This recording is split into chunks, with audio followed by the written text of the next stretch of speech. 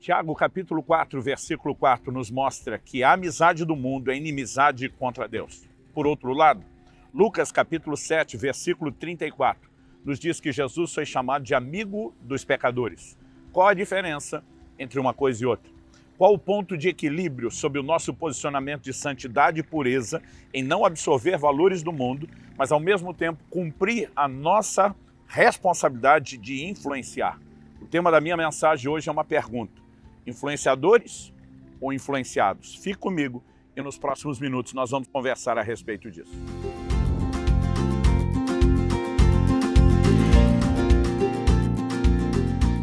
Estou hoje na cidade de Brasileia, no estado do Acre, próxima à fronteira da Bolívia, passando para trazer mais uma palavra ao seu coração. A palavra de Deus nos revela o claro propósito de Deus para o seu povo, que sejamos um povo santo. Ele nos escolheu, Ele nos elegeu nele antes da fundação do mundo, para sermos santos e irrepreensíveis perante Ele em amor.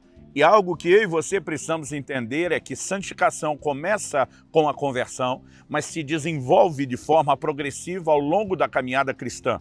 Isso também requer de nós mudança de comportamento. Isso requer de nós a disposição de andar nos princípios que Deus determinou. No Evangelho de João, no capítulo 17, dos versículos 14 a 17, Jesus diz: Eu lhes tenho dado a tua palavra e o mundo os odiou, porque eles não são do mundo, como eu também não sou. Não peço que os tires do mundo, e sim que os guardes do mal. Eles não são do mundo, como também eu não sou. Santifica-os na verdade, a tua palavra é a verdade. Nessa oração de Jesus em prol dos seus discípulos, nós temos verdades importantes que devem nortear a nossa ideia, o nosso conceito de santificação e de pureza.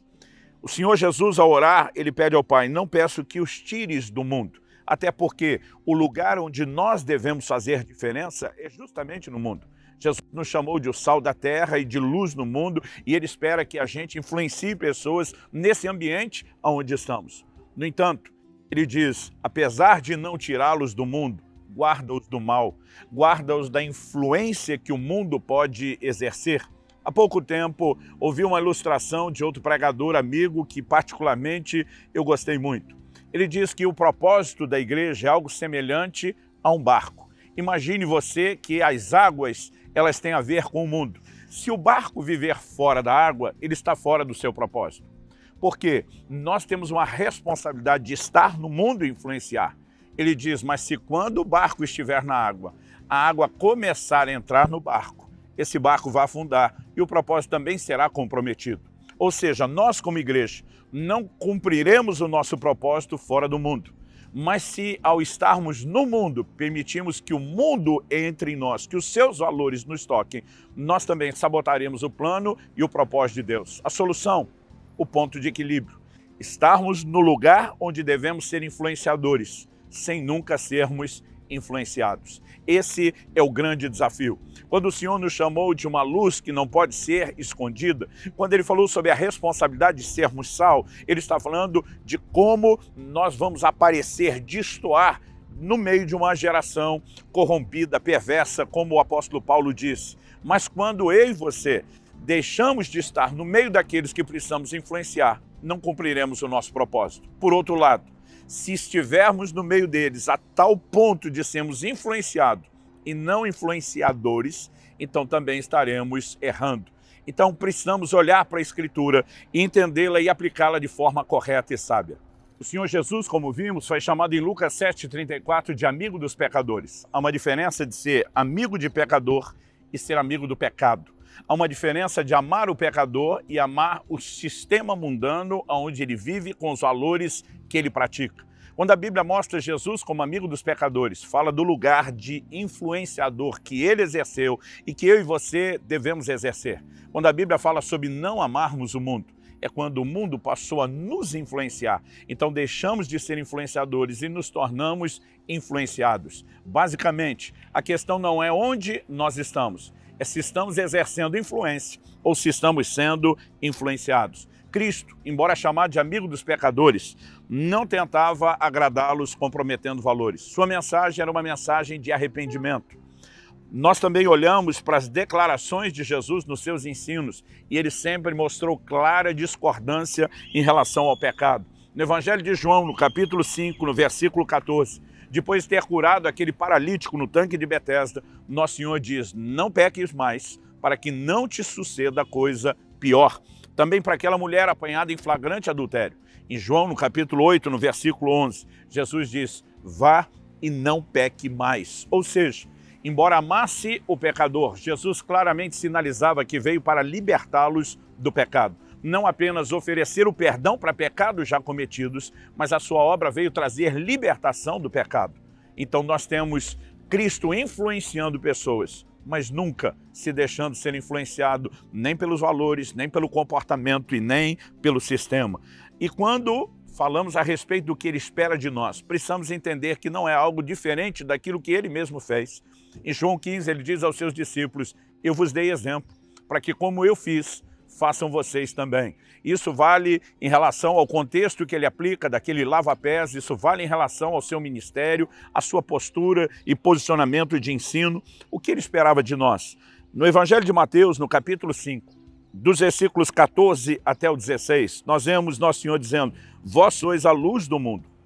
Não se pode esconder a cidade edificada sobre um monte, nem se acende uma candeia para colocá-la debaixo do alqueire, mas no velador, e alumia todos os que se encontram na casa.